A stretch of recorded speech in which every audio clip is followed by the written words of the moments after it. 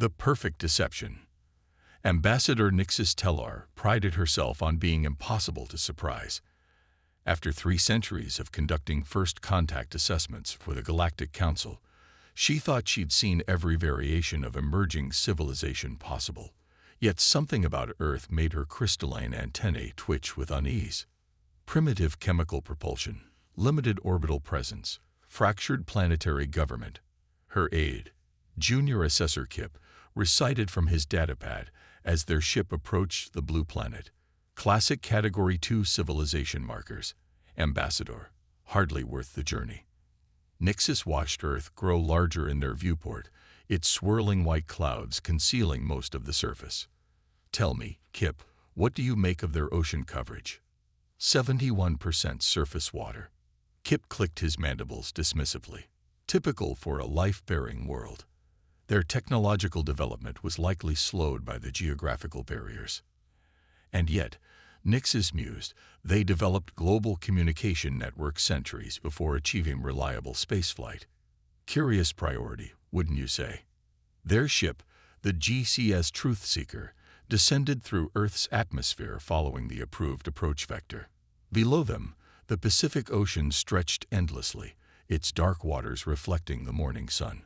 Their destination was a modest orbital station where Earth's United Nations Space Council would receive them. Ambassador, their sensor officer, Trell, called out suddenly. I'm detecting unusual thermal variations in the water mass below. Elaborate. Regular patterns of heat displacement at depths of over 1,000 meters. Could be volcanic activity, but Trell's voice trailed off as she adjusted her instruments. But, Nixis prompted, the patterns are too regular, too geometric, and they disappeared. Trell's 4 eyes blinked in confusion, just gone, as if they were never there. Nixis filed this information away carefully. In her experience, anomalies were rarely accidents. The orbital station was exactly what she expected from a Category 2 civilization. A basic rotating habitat with visible welding seams and practical, unadorned architecture. Almost too perfect an example, she thought. Dr. Sarah Chen, Earth's chief diplomatic officer, greeted them at the airlock. She was a small woman with graying hair and laugh lines around her eyes, wearing what Nixis's cultural database identified as a conservative business suit. Ambassador Tellar, welcome to Earth Station 1. Dr. Chen smiled warmly. We're honored to receive the Galactic Council's assessment team. I apologize for our humble facilities. Your hospitality is appreciated, Nixis replied smoothly. Though I must admit, we're curious about several aspects of your development path. Of course, we're an open book. Dr. Chen gestured toward the station's conference room. Though I should warn you, Earth's history is full of what you might consider inconsistencies. The conference room's viewport faced Earth's night side. Cities glittered along coastlines, but Nixis noticed how the lights seemed to stop abruptly at the ocean's edge. Most developing worlds had floating cities, or at least extensive marine infrastructure. Your species achieved nuclear fission in 1945. Nixis began, consulting her notes. Yet you didn't establish this orbital station until 2040. Nearly a century gap. Dr. Chen nodded. We had other priorities. Environmental restoration, poverty reduction, stabilizing our climate. Noble goals, Kip interjected. But surely space development would have provided solutions to those problems. We're a cautious species, Chen replied. Perhaps too cautious. Our space program has been methodical. Nix's antennae twitched again. Every answer was perfectly reasonable, yet something felt rehearsed. She decided to probe deeper. Our preliminary scans detected unusual energy signatures in your oceans, she said, watching Chen carefully, particularly in the Pacific region. Ah, yes. Chen's smile never wavered. We've been experimenting with underwater geothermal power generation. Still quite experimental, I'm afraid. Mostly failures so far. At that moment, Nix's personal communicator chimed, a priority message from the Galactic Council. A Drachnid pirate fleet had been detected entering the solar system. Standard protocol required immediate evacuation of assessment teams from unprotected worlds.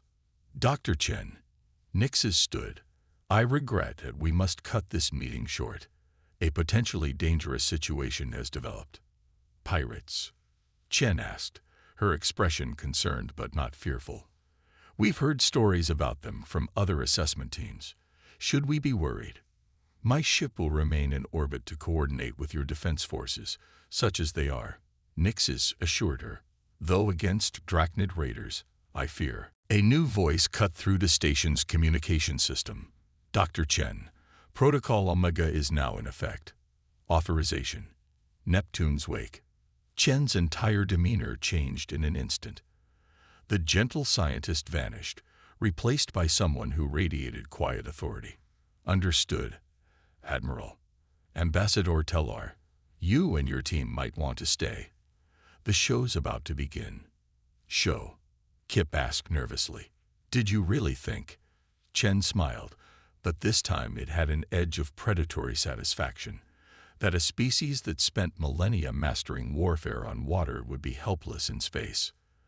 The station's lights dimmed, and holographic displays sprang to life around them, technology far beyond Category 2 capability. They showed the approaching Drachnid fleet, 30 ships strong, moving into attack formation. What you're about to witness, Chen continued, is the result of 200 years of careful planning. We knew we weren't alone. We knew we'd need defenders, so we built them in the one place no one would think to look carefully. The oceans, Nixes whispered, finally understanding. Those energy signatures. Ambassador. Trull's voice came through frantically from the Truth Seeker, massive object emerging from Earth's Pacific Ocean. Energy readings off all known scales. Through the viewport, they watched as something impossibly large broke the ocean's surface. Water cascaded off gleaming hull plates that seemed to shift colored like a cephalopod's skin. The vessel, if it could be called that, was easily twice the size of the largest Galactic Council dreadnought. Allow me to introduce the TSS Leviathan, Chen said proudly, the first of Earth's deep-sea carrier fleet.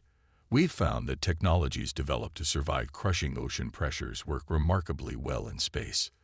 The Leviathan rose majestically into the night sky, water still streaming from its adaptive hull. Smaller craft began launching from its sides, hybrid vessels that moved through space with the same fluid grace they'd learned in the depths. All this time, Nixes realized, your fractured governments, your slow space development, a carefully crafted illusion, Chen confirmed. Though the rivalries were real enough, humanity united in secret long ago. We needed time to prepare, to build our defenses properly. The oceans gave us the perfect hiding place and testing ground. The Drachnid fleet, apparently realizing something was wrong, began to break formation. Too late. The Leviathan's first wave of fighters was already among them, employing attack patterns that seemed to defy normal space combat doctrine. Three-dimensional maneuvers that looked more like underwater predators hunting than traditional space warfare. Your assessment was correct about one thing, Ambassador, Chen said, watching the one-sided battle unfold.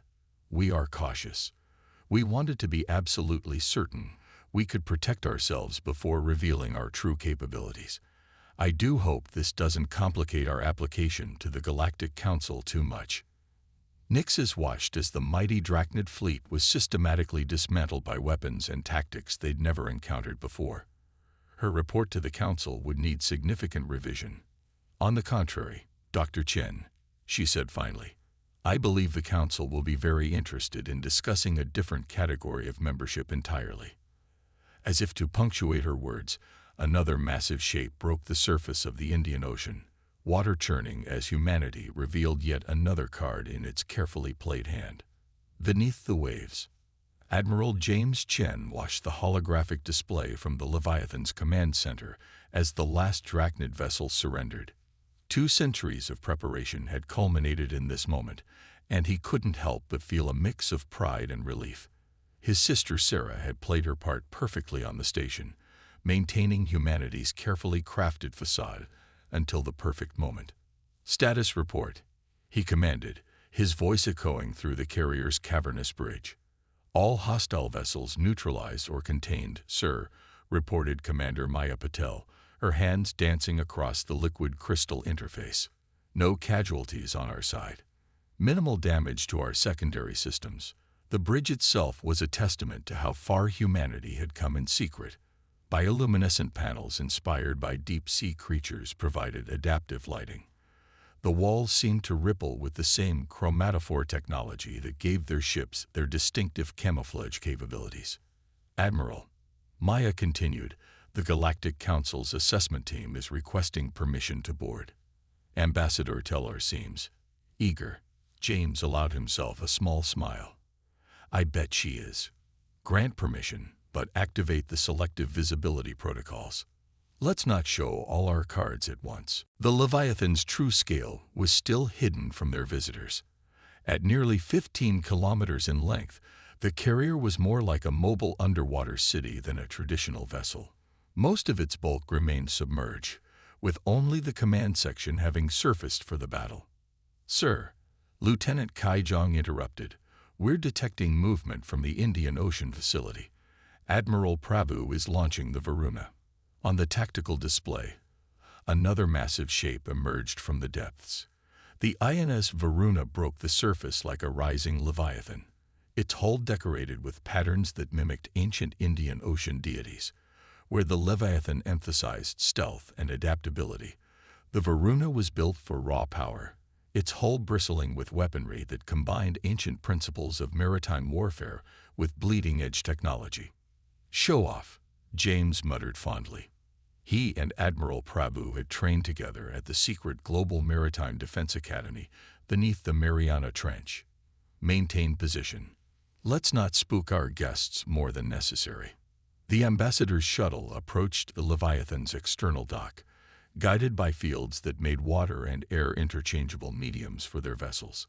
It was one of their most closely guarded innovations, technology that allowed their ships to move seamlessly between ocean and space. "Fascinating design philosophy," Ambassador Teller remarked as she stepped onto the bridge, her crystalline antenna vibrating with barely contained excitement. "You've adapted deep-sea pressure mechanics for space warfare." "Among other things," James replied, "though I suspect you've already guessed that our ocean-going vessels were never just for maritime defense." He gestured to a nearby display, showing the network of underwater bases and shipyards that humanity had constructed in secret. "The oceans became our testing grounds, our shipyards, and our shield. Every challenge they presented made our technology better." "The thermal variations we detected," Tellar's aide, Kip, interjected. "They weren't power generation experiments at all, were they?" Commander Patil answered with evident pride. "Quantum wake signatures from our training exercises. Even with our most advanced cloaking systems, you can't completely hide the displacement of that much water. So we disguised it as natural phenomena." James led them to the carrier's environmental observation deck, a transparent dome that offered a view of both the stars above and the ocean below. Schools of engineered bioluminescent fish swam past, their patterns forming a living sensor network that supplemented the ship's more conventional systems. "But how?" Tellar asked, her scientific curiosity overtaking diplomatic protocol. "How did you maintain this level of secrecy?" "Our preliminary scans showed only primitive orbital facilities, basic satellite networks. Because that's all we wanted you to see," James explained. "Every satellite we launched had a public purpose and a hidden one. Every space station was designed to look exactly like what you'd expect from a developing civilization. Meanwhile, beneath the waves, he activated another holographic display, revealing the true extent of humanity's underwater empire. Vast cities and research facilities stretched across the ocean floor, connected by transport tubes that used the same principles as their space drives. Manufacturing centers harness deep-sea volcanic vents for power and resources. We learned early on that the deep ocean is an excellent analog for space," James continued. "Crushing pressures, extreme temperatures, The need for complete environmental control. Every problem we solved down there gave us solutions for space travel. A alert chimed softly, and Maya's voice carried a note of amusement. Sir, we're receiving transmissions from the Russian, Chinese, and European underwater facilities. Apparently, they're tired of hiding as well. James sighed. Always a competition with them. Very well, authorize surface protocol for all facilities. Tellar and her team watched in awe as more massive vessels began emerging around the globe. From the Arctic, the Russian carrier Pobeda broke through the ice, its hybrid nuclear quantum drives leaving aurora-like patterns in the sky. The Chinese Longjiang rose from the South China Sea, its modular design allowing it to split into multiple autonomous units. The European Union's Nautilus surfaced in the Atlantic, its biological computing systems evident in the organic patterns that flowed across its hull. You haven't just been building ships, Tellar realized. You've been evolving them. Necessity breeds innovation, Ambassador, James replied. We knew we needed defenses that no space-faring race would expect.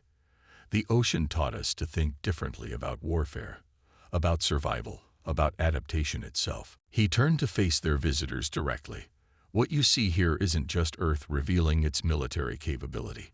It's humanity demonstrating why you don't underestimate a species that mastered warfare in 3 dimensions before ever leaving its atmosphere. A new alert sounded, more urgent this time. Maya's voice was tense. Admiral, we're detecting multiple quantum wake signatures at the edge of the solar system. Larger than the pirate fleet. More hostiles? Tellar asked, concerned. James checked the readings and smiled. No, Ambassador. I believe that's your Council's response fleet. They're about to learn the same lesson as our would-be raiders. Earth's oceans hold more secrets than anyone suspected, and we're just beginning to show what we can do. The Leviathan's adaptive hull rippled in response to his mood, its surface briefly displaying patterns that resembled a shark's skin. A reminder that in Earth's oceans, and now in space, humanity had learned to be both predator and protector. Masters of 2 realms. The Galactic Council's response fleet hung in high orbit, their sleek vessels arranged in traditional combat formation. Admiral Xenoval, Supreme Commander of the Council's Defense Force, stood frozen on her flagship's bridge, watching the tactical display with all 4 eyes wide. Impossible, she whispered, watching another human vessel emerge from Earth's Mediterranean Sea. This one, designated Atlantis, rose like a living mountain of metal and light, water cascading from force fields that somehow maintained a perfect hydrospace barrier. Ma'am, her tactical officer reported, we're detecting unique energy signatures from the human vessels. They're using water as a component of their shield systems. Explain, Senna demanded. They've somehow engineered a way to maintain a coherent water barrier in space. The liquid acts as both coolant and additional armor, instantly freezing on impact to absorb energy weapons, then recirculating through their systems. On the main view screen, Admiral James Chen's image appeared.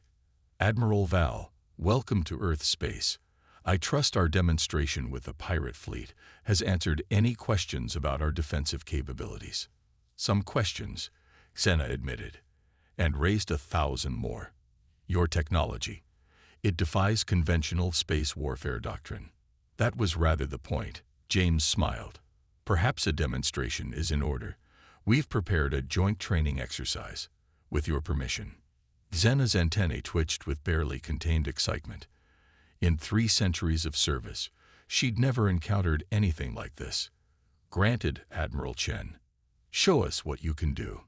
The Leviathan moved with impossible grace for its size, its water shield glittering in the sunlight. Smaller craft launched from its bays, but rather than traditional fighter squadrons, these vessels moved in fluid formations that mimicked marine life. We call these our Cetacean-class interceptors, James explained as the ships demonstrated their capabilities. They operate in pods, using echolocation principles we adapted from Earth's whales. In space, they can detect ship movements by monitoring quantum wake patterns. The interceptors suddenly split into smaller units, each breaking apart like sea creatures shedding scales. The smaller drones moved with swarm intelligence, surrounding one of the Council's destroyer-class vessels in seconds. Biomimicry. Ambassador Teller breathed from her position on the Leviathan's bridge. You've adapted marine hunting strategies for space combat. Nature spent billions of years perfecting underwater warfare, Commander Patel explained. We just paid attention. Those drones are based on the hunting tactics of yellowfin tuna. They can reorganize instantly to respond to threats or opportunities. The demonstration continued as the Varuna moved into position, its massive form casting shadows on the clouds below. Unlike the Leviathan's fluid grace, the Indian vessel demonstrated raw power, its weapons systems combining principles of ancient ocean warfare with advanced technology. Observe, Admiral Prabhu's voice joined the transmission. Traditional space combat relies on energy weapons and kinetic projectiles. We took a different approach. The Varuna's main weapon system activated, creating what appeared to be a controlled whirlpool in space, a vortex of water and energy that could tear ships apart by manipulating local space-time geometry. By maintaining water in a quantum-stabilized state, Prabhu explained, we can use it as both weapon and shield. The principles are similar to how Earth's ocean currents influence global weather patterns, but applied to space combat. Senna watched as the demonstration continued, her tactical officers frantically recording every detail. The humans hadn't just created powerful weapons, they'd developed an entirely new approach to space warfare, one that no existing defense system was designed to counter. But the infrastructure required, she said, the resources needed to maintain these water reserves in space. James's image smiled. That's the beautiful part, Admiral. We don't need to maintain them. Our ships can replenish from any water source. Planets, comets, ice asteroids. The galaxy is full of water. We've just learned to use it differently. The Atlantis moved forward, demonstrating another innovation. Its hull seemed to shift and flow like liquid metal, adapting its shape to maximize efficiency as it maneuvered. Metamaterial design based on octopus chromatophores, James explained. Combined with water-based cooling systems, it allows our ships to alter their configuration in real time. Traditional rigid hull designs are actually less efficient in both water and space. And your weapons? Senna asked, noting how the human vessels seemed to lack traditional artillery emplacements. Cavitation torpedoes, Prabhu replied. Supercavitation technology adapted for space warfare. They create bubbles of vacuum that collapse with devastating force. The same principle some Earth shrimp use to stun prey, scaled up considerably. The demonstration concluded with all 4 major carriers forming a defensive pattern around Earth. Their combined water shields created a spectacular display, like artificial auroras dancing between the vessels. Your entire development strategy, Teller said, finally understanding. The fractured governments, the slow space program. You needed time to perfect these technologies in secret. Precisely, James confirmed. Earth's oceans gave us the perfect testing ground and hiding place. Every challenge they presented made our technology better. Had to adapt our shields to handle crushing pressures. Now they're 10 times stronger than standard models. Needed stealth systems that could fool sonar. Created cloaking tech that beats any scanner in the galaxy. Xena studied the tactical readouts, her military mind racing with implications. You realize this changes everything. Every space combat doctrine we've developed over millennia needs revision, James suggested. That's rather the point, Admiral. The galaxy has been fighting the same way for too long. Perhaps it's time for some new perspectives. And this is just the beginning, Prabhu added. We've only revealed our first-generation vessels. The deep-sea research facilities are already testing the next evolution of our technology. As if to emphasize his point, the waters below churned as something massive moved in the depths, something even larger than the carriers already revealed. Perhaps, James said, noting the alarmed expressions on their visitors' faces, we should save that revelation for another day. For now, let's discuss how Earth's unique capabilities might contribute to galactic security. The Council representatives watched as the human vessels resumed their positions, each returning partially beneath the waves that had hidden them for so long. They had come expecting to find a primitive civilization seeking protection. Instead, they had found masters of two realms who had redefined the very nature of space warfare.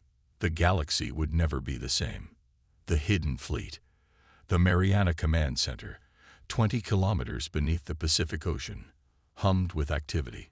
Dr. Elena Rodriguez, Chief of Global Defense Integration, stood before a wall-sized quantum display showing every major ocean on Earth. Hundreds of signals pulsed beneath the waves, the hidden heartbeat of humanity's true military might. The time has come, she announced to the assembled leaders from every major naval power. Protocol Omega Final is now in effect. Authorization. Poseidon's rise. Admiral Chen's hologram nodded from the Leviathan. Are we certain about this, Elena? Once we show them everything. The Council's already seen our carriers, she replied. But they need to understand we're not just a collection of impressive ships. They need to see the network. At her command, the ocean floor began to transform. Massive sections of what appeared to be natural seabed split apart, revealing hidden installations that had been concealed for decades. The real scope of humanity's preparation was finally unveiled. From the Arctic depths, the Russian Federation's automated drone fleet emerged. Thousands of AI-driven submarines that could operate in both water and space. Their biological computers, grown from modified deep-sea bacteria, gave them processing power that silicon-based systems couldn't match. The Chinese abyssal defense grid activated next, a network of quantum-linked stations that could redirect ocean currents themselves as weapons. What looked like ordinary deep-sea thermal vents were actually plasma-forge facilities, capable of producing ships and weapons using materials extracted from Earth's core. My God, Ambassador Tellar whispered, watching through the Leviathan sensors. Your entire ocean floor is one vast military installation. Not exactly, Elena corrected. It's several dozen installations, all working in concert. The ocean currents don't just hide us, they connect us. Every major nation contributed their own innovations to the network. The European Union's contribution surfaced in the Atlantic. Massive underwater arcologies that served as both civilian habitats and military bases. Their bioengineered coral structures could repair themselves and grow new sections as needed, making them virtually indestructible. But the resources required. Admiral Val protested from her flagship. The coordination needed between nations that were supposedly rivals. That's the beauty of it, Elena smiled. Our surface rivalries were real enough. We just had a greater purpose driving us to cooperate beneath the waves. Nothing unites humanity quite like preparing for potential threats from the stars. In the Indian Ocean, the final piece of the puzzle emerged. The Indo-Pacific Alliance's quantum consciousness matrix, an artificial intelligence system that had evolved in the crushing pressures of the Hadal zones. It coordinated all of Earth's deep-sea operations with an efficiency that no traditional computer could match. We call it the deep mind. Elena explained. It thinks in ways we can barely comprehend, shaped by the environment that gave it birth. The ocean taught it patience, adaptation, and survival. The assembled alien representatives watched in stunned silence as humanity's full capabilities were laid bare. The carriers they'd seen earlier were impressive, but they were merely the visible tip of a very deep iceberg. Your species, Tellar said slowly, hasn't just been hiding ships. You've been evolving into something entirely new. We had to. Elena replied. Space is just another ocean. Vast, dark, and full of unknown dangers. We adapted accordingly. A new alert sounded throughout the command center. DeepMind had detected something approaching from the Kuiper Belt. A massive fleet of unknown origin. Perfect timing. Elena smiled. Now you get to see how it all works together. The global defense network activated in full. Ocean currents worldwide shifted as powerful generators spun up, creating a planetary shield matrix using seawater held in quantum suspension. The carriers took up strategic positions, their smaller craft moving in formations that mimicked marine life hunting patterns. But the real show was happening beneath the waves. The automated drone fleets moved like schools of predatory fish, coordinated by DeepMind's invaluable consciousness. Quantum forges began producing new vessels in real time, using materials extracted from the ocean floor. "This is how Earth fights," Elena declared.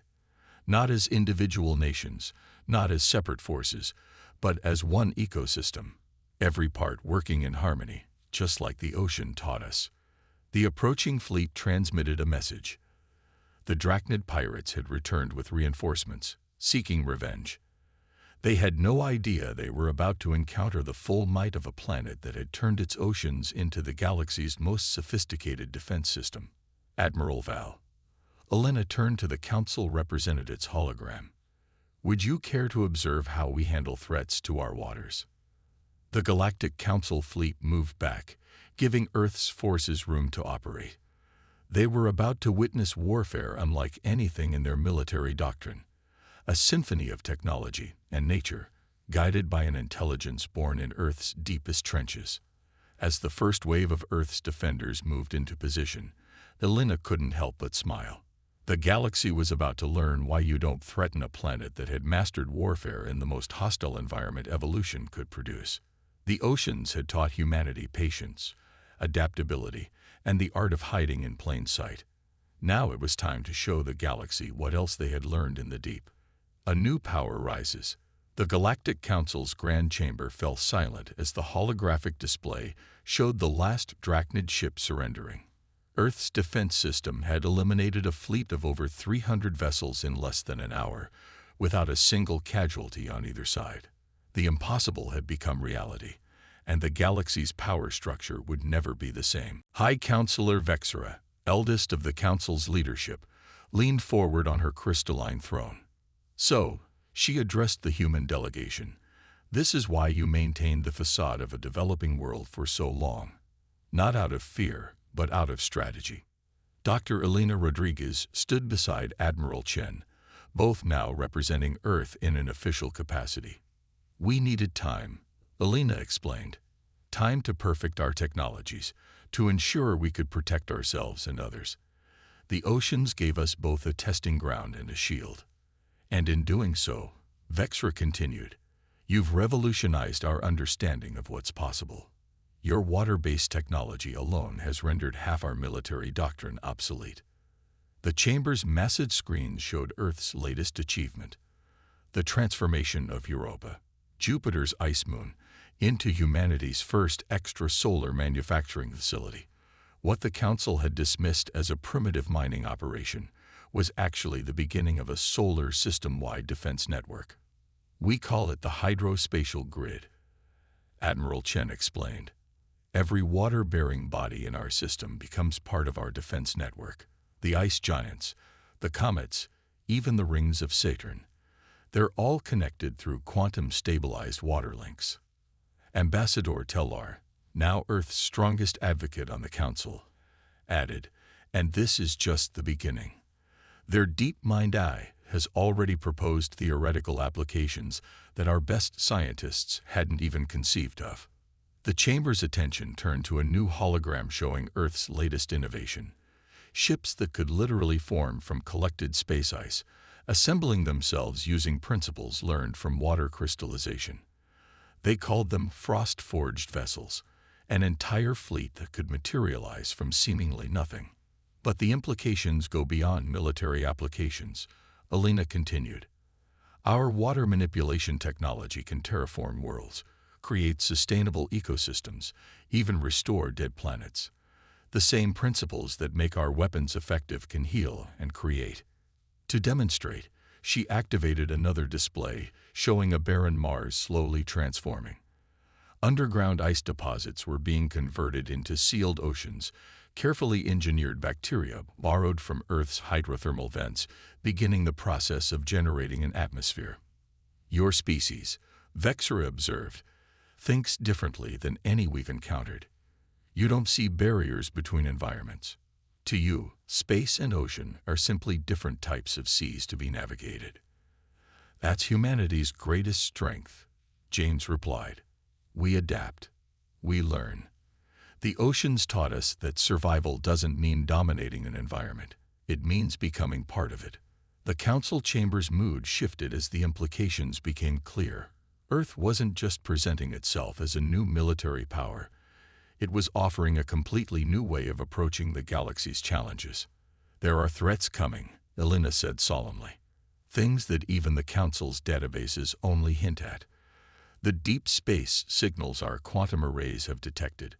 We're going to need every advantage we can get. She gestured, and the chamber's display shifted to show Earth's next generation of innovations. Ships that could phase between liquid and solid states at will. Weapons that used controlled quantum cavitation to create temporary ruptures in spacetime. Defense systems that could turn entire asteroid fields into coordinated shield networks. We're not here to dominate, James assured the Council. We're here to share. Every species has its own perspective, its own strengths. We've learned ours from the oceans. Patience, adaptability, and the understanding that the greatest powers often hide in plain sight. Vexera stood, her ancient form commanding immediate attention.